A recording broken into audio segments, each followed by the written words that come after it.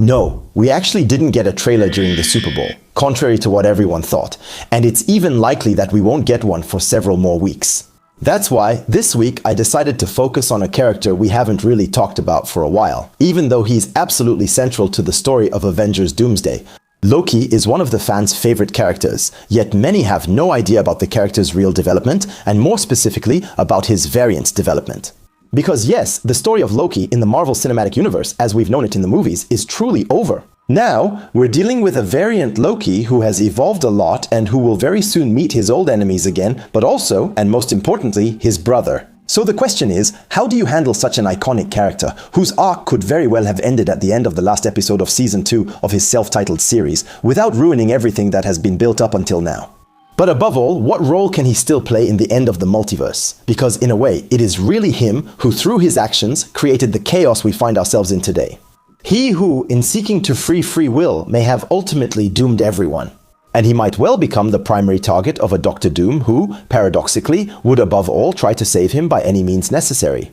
So, how will Loki try to thwart Doom's plans? And above all, does this position make Loki the hero of the story or its true antagonist? That's precisely the question we're going to try to answer today, so we're entering the spoiler zone, the zone of all dangers. You're with Kevin Buckott, your favorite theorist's favorite theorist. Intro.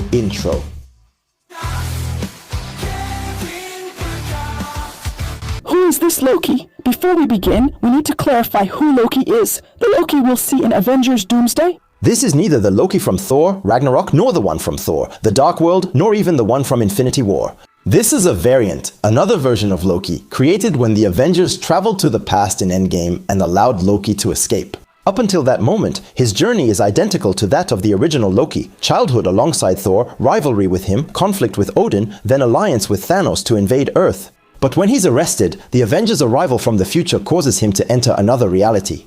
He then escapes their grasp and is captured by the Time Variance Authority, which sentences him for breaking the official timeline. His reality is pruned, meaning it is erased. The Time Variance Authority operating outside of time claims to protect the sacred timeline, the only authorized timeline, which roughly corresponds to Universe 616. The one from the Marvel Cinematic Universe since 2008. In the last known image, Loki sits on a throne, condemned to eternally watch over the branches of reality. He has replaced He Who Remains at the center of the multiverse, but has he really won, or is he doing exactly what He Who Remains intended? It's clear that He Who Remains is a master manipulator.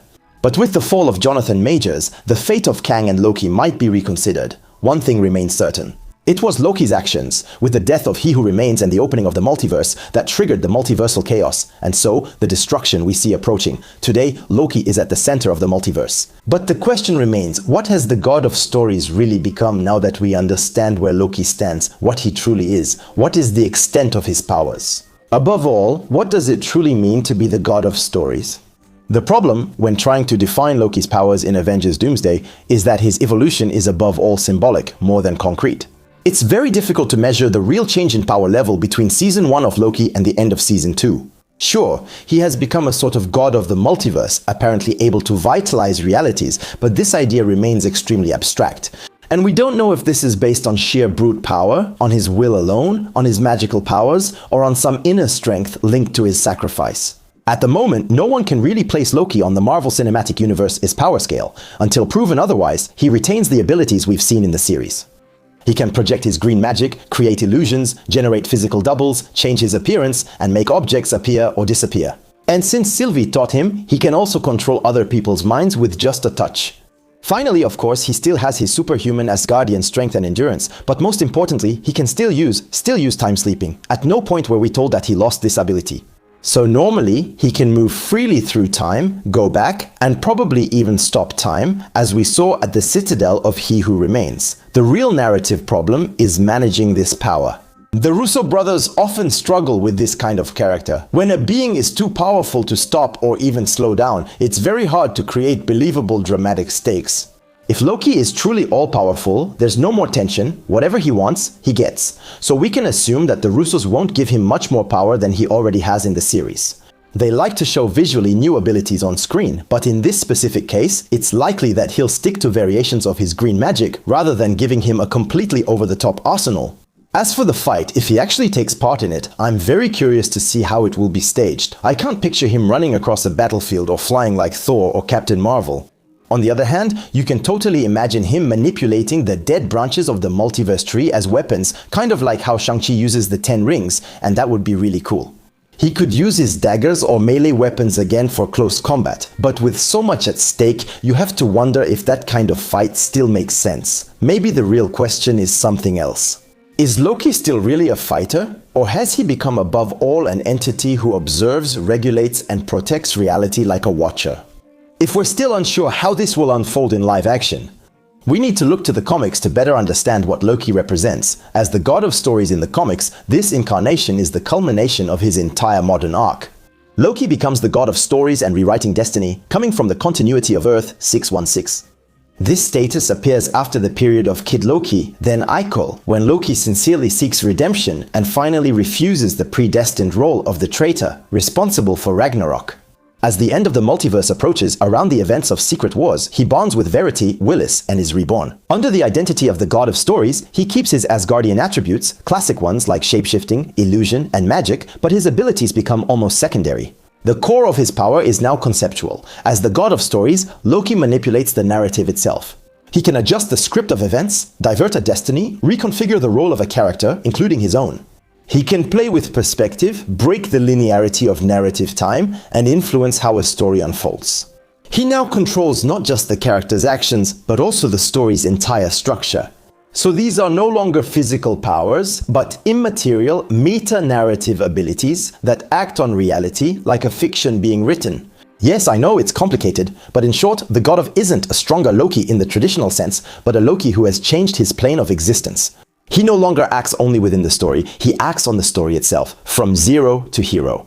Tom Hiddleston has confirmed several times in interviews in recent months that Marvel has gone even further with his character in Avengers Doomsday, and that the movie will explore aspects of Loki that have never been seen before.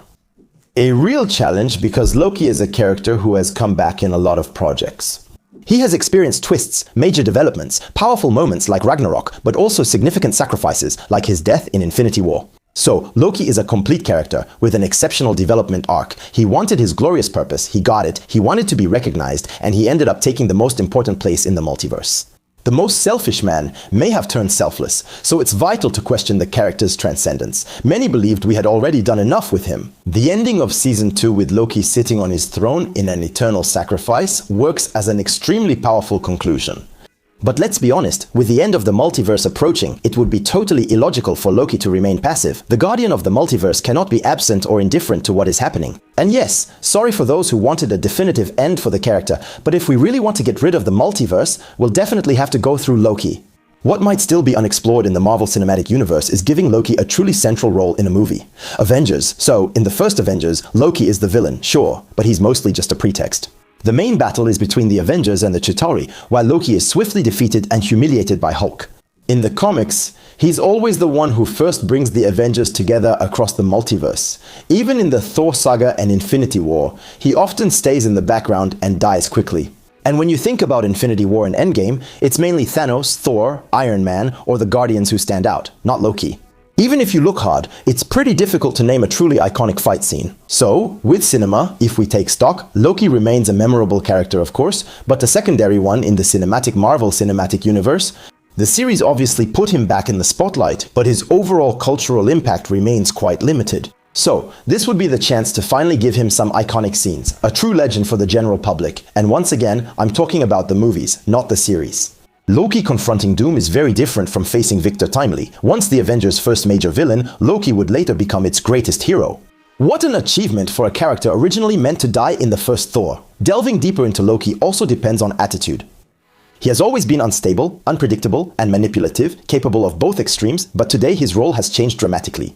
He has become the god of realities, a being who has lived for hundreds of years, who has been broken and then rebuilt, and who now must be wise, thoughtful, and at peace. Clearly, he now fights for the survival of all life, not for himself or glory. This shift in attitude is fascinating. Seeing Loki face the apocalypse with seriousness opens the door to epic scenes, no longer based on cunning, but on the weight of sacrifice. This theme will be at the heart of the film, according to Alex Paris. He could then have an important counterbalancing role against Doom, a force from the shadows, fighting with the same weapons against his enemy's plan. Now, we just have to understand what role Loki will really play in Avengers Doomsday.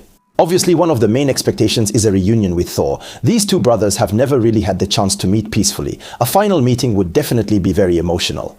Another important point is that Mobius would also be back, so we can imagine a reunion between Loki and Mobius.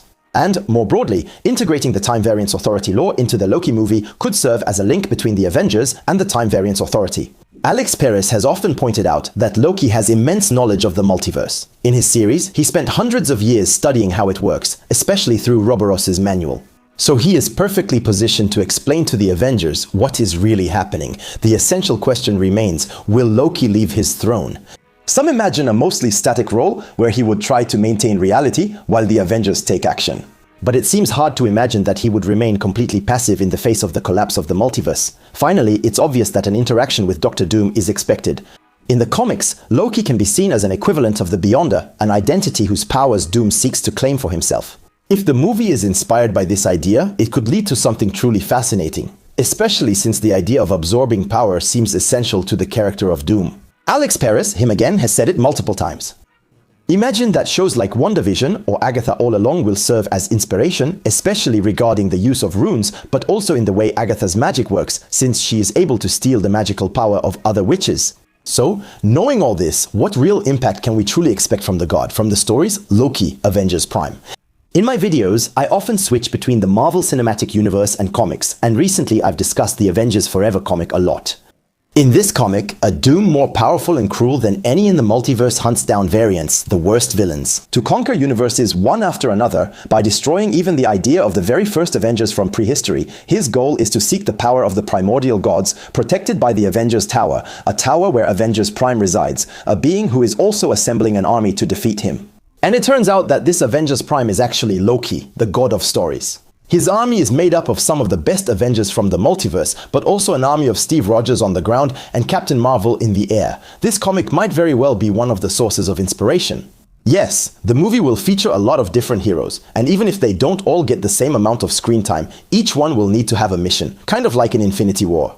But according to most insiders, it should be a bit different, since the movie is supposed to end with a single battlefield where everyone comes together. Everyone will share the goal of stopping Doom and preventing him from joining Loki, which makes things interesting. I said Doom will share a scene with Steve, likely to find him and bring him back to Earth 616 with the Fantastic Four. But there's also talk of having an important dialogue scene between Loki and Captain, and it could be that this scene leads Captain to go on a mission to recruit as many of his variants as possible. By the way, Chris Claremont, one of the biggest comic book writers, who is also totally out of control with spoilers, said it himself. According to him, Captain would play several characters, at least 4. Another rumor says that Thor could also be sent by his brother to go find as many variants as possible, taking the place of the Captain Marvel army, and maybe, at the same time, creating the Thor fan. So Loki could very well be a counterforce to Doom, because, according to quite a few insiders, the final battle of Doomsday could be absolutely colossal. It will pit an army of Doom's followers and variants against the Avengers, the X-Men, the Fantastic Four, but also an army of Captain Marvels and Thors, in a totally epic battle, protecting Loki, who would end up dueling Doom in a magic fight that could surpass anything we've seen so far. In short, Loki could therefore, along with Doom, be the second most important character in the film. Maybe not with a huge amount of screen time, but with major narrative importance. Both as a god, ally, wise figure, and central stake in the conflict. However, in all this, we forget one thing. It's Loki who, through his actions, set everything in motion. Doom, on his side, seems to say that there is a way to save at least one world. And what if I told you that, in fact, behind all this, there's a huge twist? And what if Loki was actually the real villain of the story, the god of sacrifice? I mentioned it in one of my recent videos. I think the movie is going to tackle a very specific theme, that of heroism, irresponsible heroism. This idea that the Avengers are actually responsible for the end of the multiverse, through a series of actions that only made worse the world they were trying to save. And this apocalypse clearly begins in Avengers Endgame. Loki manages to escape, finds himself face to face with He Who Remains, and makes the decision on his own to break his cycle. By freeing the universes, by deciding to revitalize them, he actually created the chaos that led to the incursions and the disappearance of millions of worlds. He didn't free them, he damned them. And maybe that's where this new exploration of the character takes place, in despair. Because deep down, why fight against Doom? Loki held millions of timelines in his hands in Doomsday. There might be only a few worlds left alive, according to rumors, 3 or 4 at most. So, what does a repentant god look like who, in the end, has failed at everything? A god who has caused the death of billions and billions of lives. If he couldn't stop the apocalypse, fighting Doom might mean wishing for everything's end. And what if Loki was actually a damned god, worn out, drained, completely desperate on his throne, a Shakespearean figure who, in the end, only wants to be saved by Doom? Maybe all the heroes will fight to save a god who no longer wants saving, and then it would all make sense. With Tom Hiddleston's comments, the movie would explore new sides of the character. We've almost seen everything with Loki already, but here, Tom Hiddleston, originally a theater actor, could deliver a masterful performance. A real tragedy, capable of making all of us cry, even to the point of ultimately giving his powers to Doom, the savior. So, I don't know about you, but I would really love that idea. She would continue her development to the end and would perfectly complete the central theme of Doomsday, that of sacrifice, a fallen god fully accepting his destiny. Especially since the Russos wouldn't have to kill Loki once again, they could simply let him sacrifice himself, merge with Doom, become one, and it would be absolutely fabulous. Well, tell me in the comments, how do you see Loki's role in this story? Do you think he will be the ultimate hero, the real villain, or this fallen god, ready to make the greatest sacrifice to save what's left of the multiverse? We'll meet next week, same day and time. Until then, stay curious. That's the key to happiness. This was Kevin Bukart. Ciao.